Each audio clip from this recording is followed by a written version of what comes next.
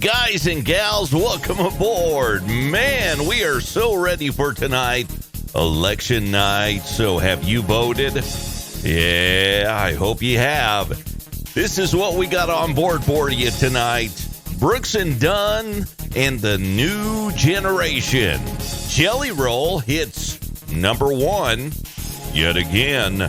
Thompson Rhett is back to collaborating with somebody pretty famous and so much more.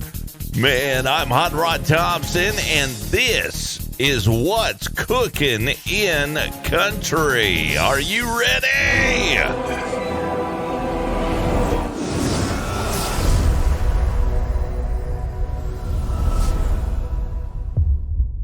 All right, let's get it started with the big dudes of country music right here, Brooks and Dunn. All right, so later this month, Brooks and Dunn is going to release their Reboot 2 with, that's a new album, with a list of new artists. Ahead of the album's release, Ronnie Dunn and Kix Brooks, they actually sat down with American songwriter to talk about the new album and so much more. And during the conversation, they actually gave their honest opinions on Jelly Roll and other artists who have crossed over into country music from other genres. This is what they had to say. Everybody out there has an opinion on what it does. I don't see the negative dynamic to it. I don't. Let other people make those statements and judgment. I'm gonna come at it as an artist and a creative type. At the same time, I'm born in West Texas. We grew up in Texas and Oklahoma, so there's rock music out there too, and different slants on what country should be. So let it eat. It's all gonna come back. Fans change because fans get older and young fans come in. That's always been the way that this wheel turns. And fans ultimately, I've always said this about people who are throwing rocks at some artist that is not classic, hasn't been here forever, artists today that may have their start on TikTok or whatever. It's like, stop throwing rocks.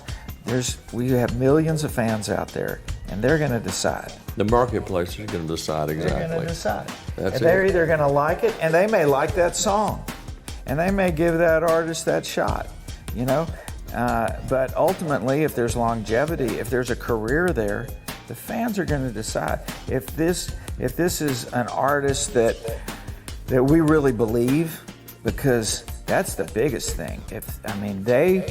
They can smell a gimmick. That's what I'm trying to say. And if they feel like if this is just something that we get at the fair, it's probably not a career. It may be a big old hit, and maybe 2 big hits, but those are the ones that we've all seen come and go for the most part. There's a lot of great artists that maybe just didn't have a good follow-up hit or whatever and like that. But for the most part, the careers are generally the real deal. And for us, that's the greatest compliment. And with a record like Reboot 2, that's where we hope that we've been here long enough, we've stayed true to what we do long enough that let us have a little fun here and see if you can't have some fun with us. Absolutely. And I tell you what, Brooks and Dunn, they have been making great country music for decades.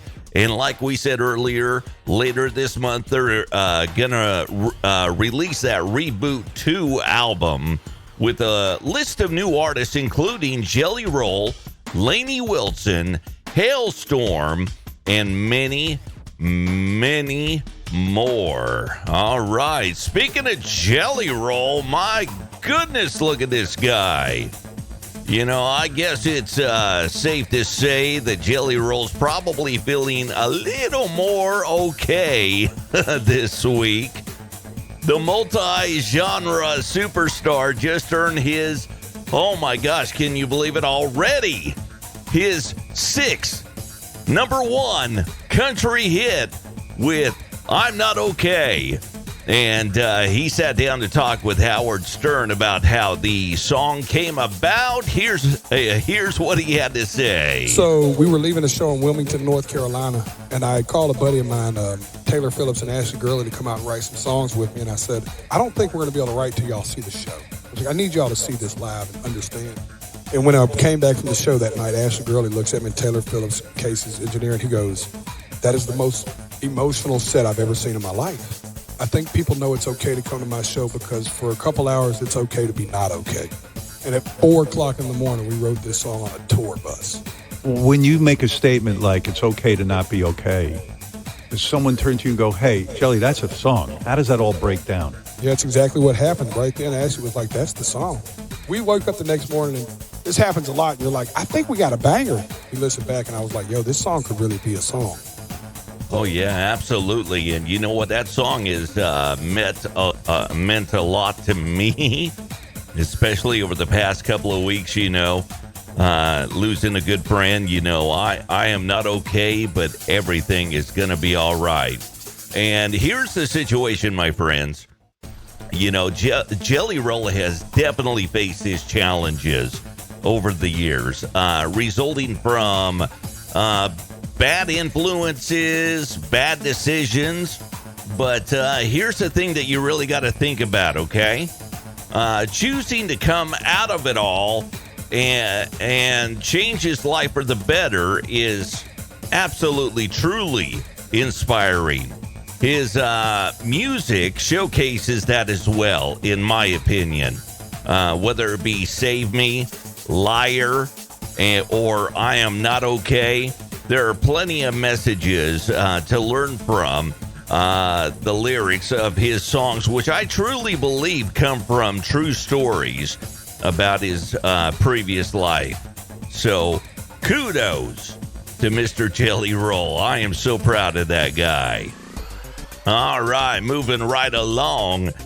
We got Mr. Cody Johnson on the block right here.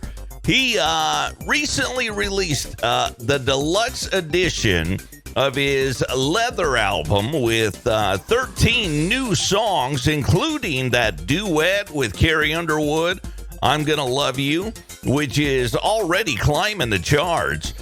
Cody understands how important music is to him, and releasing an album full of new songs is something he's quite proud of. So this is how he goes about it. I've been doing this 17 years. You finally reach a point financially to where, as an independent artist, I was doing fine. But when you make a deal like I made with Warner, the success and the revenue that is generated from that, I didn't go buy a Ferrari. I went into the studio and said, I don't give a damn what it costs. We're going to make this record exactly like we want to make it. Perfect. And so now, I don't even ask. I don't care what the music video costs.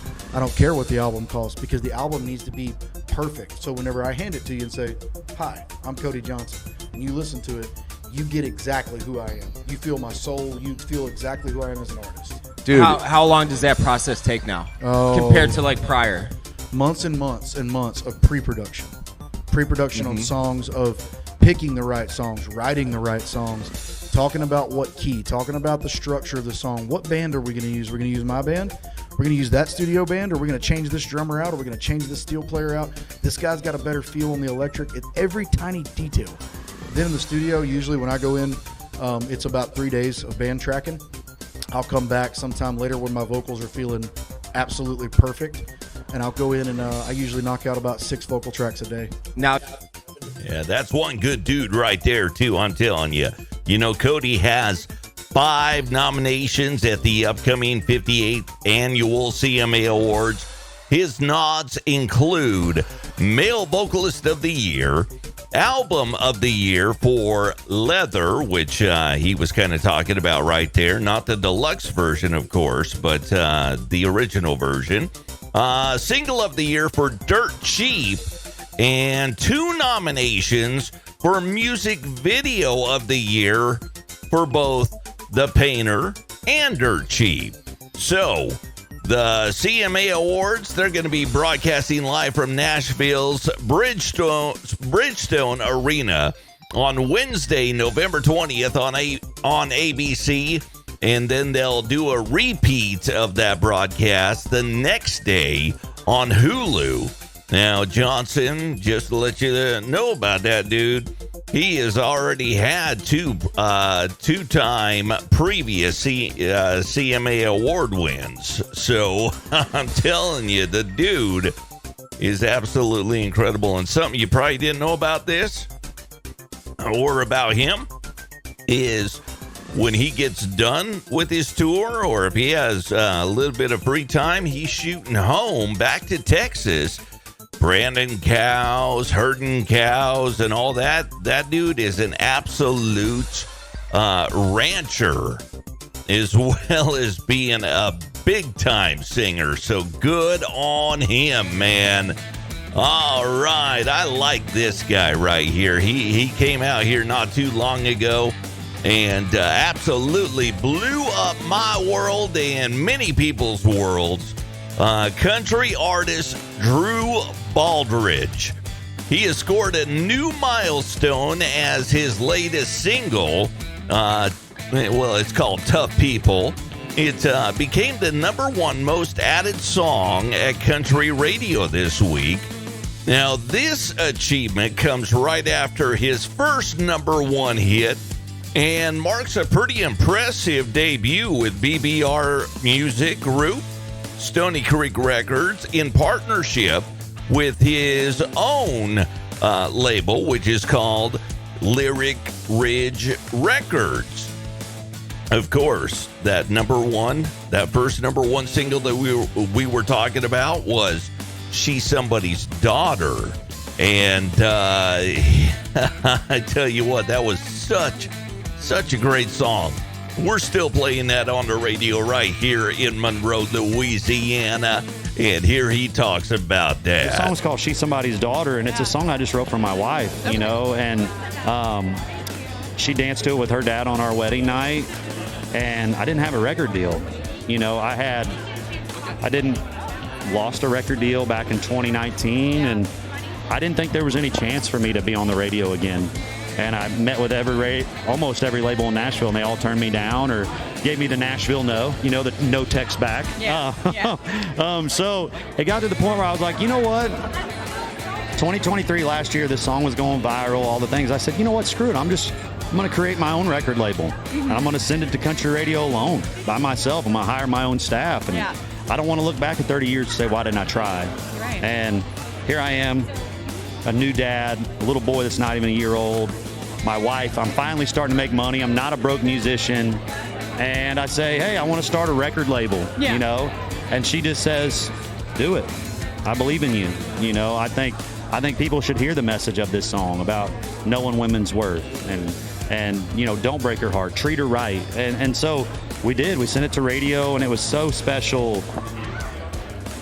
I thought, you know, getting a #1 would be like the most special part about it, but I think it was, we did it with no label. We did it alone on the value of how good a song is and how a song is impacting people. And I just think, for me, that is the coolest thing. It gave independent artists a voice. Absolutely. It shows independent artists don't give up. Yeah. You can do this no matter how hard the road is. I was in Nashville I'm in 13 years into Nashville. No hits, you know, and so. Now you have one. Now we have one. We just didn't give up. And I think that's for every independent artist out there. If you have a song, you believe in it, don't give up. If you have a message and you have something you want to say, don't give up. Keep going.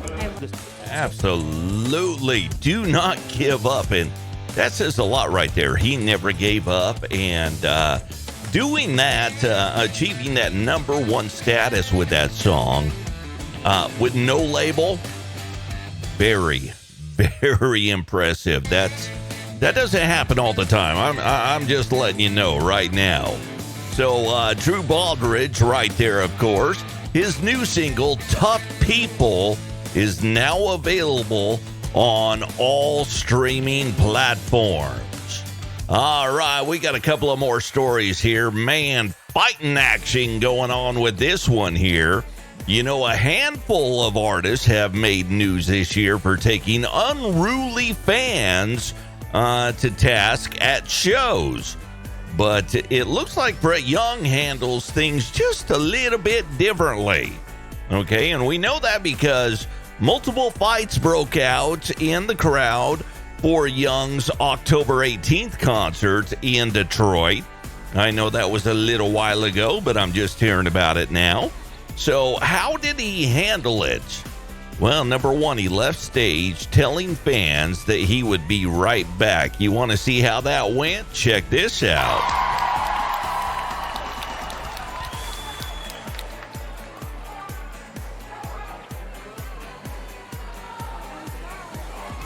It's always someone, y'all. I'm sorry.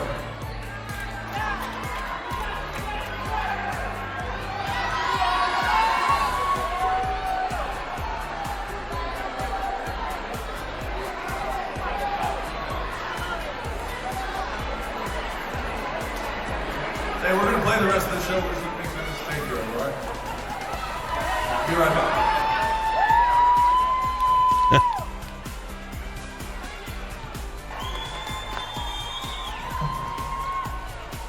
It is incredible to me that this happens at Brett Young concerts. You guys, you have my full permission to not, and I can't believe I'm saying this, get in any more fights tonight, please. I love you. Let's play some music. Oh, man. And I absolutely agree with him right there. As you can see right there, he did return and I assumed the fight stop for the rest of the show. I do find it pretty ironic because Brett Young is one of the most laid-back performers in the music world. You almost have to be looking for a fight to get into one of those fights in one of his shows. So just absolutely craziness right now. And I'm going to tell you right now, this story right here is going to make my wife very, very happy. Thompson Rhett, he's been known to collaborate with artists from time to time. So can you guess who's next? I'll wait. No, Thompson Rhett is reuniting with his friend and pop star Teddy Swims. Yeah, for a collab version of Something About a Woman. And here's Thompson Rhett talking about that new album. This record has been a lot of fun. I feel like I've had more time this go around to most time I've really ever had to make an album. I feel like every other album I've made has been pretty rushed is not the word, but kind of trying to release a record in between a run of shows and before a run of shows. And so, being able to be in the studio with a fresh voice and being able to go on writing camps without having to play a show has been a big dream of mine for a long time. And so on this record in particular, I had the time and space to kind of carve out to make sure I had a ton of time for my kids and my wife, and also a ton of time to write and produce and go back and change lines and all those things. And I think having that much time can be a blessing, but it can also be a curse in the way that you can overthink some things. And I'm a pretty big overthinker, but I was surrounded this go around with a team that I feel like helped so much just in the whittle down of songs and what to release first and what to release second, and then ultimately how many songs to put on the record, all those things. And so it's actually been a peaceful record putting out process, which is the first time I can really say that. So yeah, there you go, man. And I tell you what, this isn't the first time that the multi-genre vocalists have recorded a song together. Back in 2020, Teddy Swims, he enlisted Thompson Rhett to feature on his infectious tune, Broke, which I only bring that up because my wife, who is in the other room, she was bringing that up to me, how she wants to sing that song when we go out and do some of these gigs. So there you go. All right, guys and gals, we're going to start something new. I've just added a new little element to the show on What's Cooking in Country here. I'm going to call it, it's an uplifting story, but I'm going to call it, Can I Get an Amen?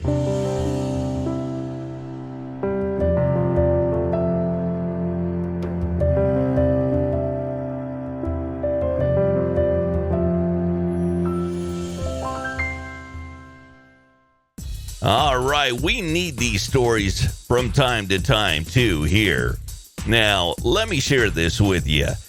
Amy Schmidt and her son, they love to dress up for Halloween. However, after her son was hospitalized 2 days before Halloween, Schmidt had no time to join in on the festivities this year. She just left a simple note on her door apologizing that her son Jacob was in the hospital and there'd be no candy this year. And that's when something remarkable and special happened. Check this out. Amy Schmidt and her son love to dress up and hand out candy on Halloween. But after a medical emergency landed him in the hospital, a few neighborhood kids knew exactly how to cheer him up. It's overwhelming of all the love I got. And I don't even know half of these people. I give them this. Amy says she's been in the hospital with her son since Tuesday. But because she and her son love to dress up and hand out candy on Halloween, she didn't want the neighborhood kids to be disappointed. I left a note just saying that my son was in the hospital. We don't have any candy, sorry. She says she started getting notifications from her doorbell camera that there was movement detected. And when she checked it, tons of kids are dumping baskets of candy out for my son. It was the most heartwarming surprise for Amy Schmidt and her son Jacob. One of those kids was 6-year-old Mia. When she was done with her first lap, she wanted to sit down. We were sitting at the house and she goes, "Dad, can we go out again?" I go, "Sure, we'll go out again." So all the candy she collected the second time, she goes, "I don't want this candy." She goes, "I want to leave it here." Put it right here. Mia's dad, James Sayin, says his daughter made the decision completely on her own, a decision he says he himself was so impressed by. She felt bad and didn't want anybody not to have candy on Halloween. Amy says the parents of these kids deserve some credit for raising such kind young people. It's just amazing of what the parents have raised these kids to be. To do that even without your parents there is just remarkable. And Amy says she and Jacob can't be more thankful for their kind neighbors. It was just so, thoughtful, going beyond that extra mile for somebody. In Woodhaven, Megan Daniels, 7 News Detroit. What a Amy. Oh my goodness, does that not bring a tear to your eye? Absolutely incredible what some people can do. And, God bless those kids for what they did for that boy.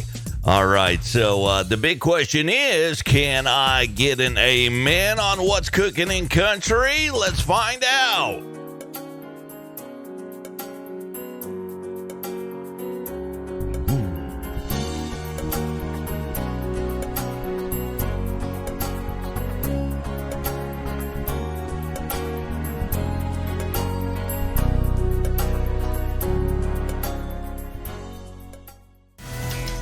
I say yes. I say yes.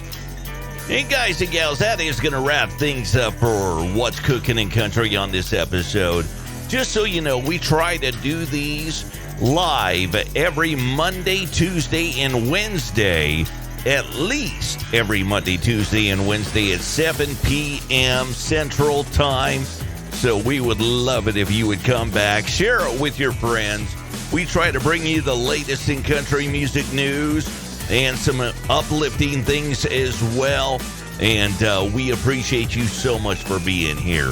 Thank you so much from the bottom of my heart as I bang my microphone right there. Okay, with that said, yeah, if you have the means, man, QR codes are right there. We got Cash App and Venmo right there. If you're able to, wonderful, and we are so grateful for that because it does take a lot to put these shows together. If not, I completely understand.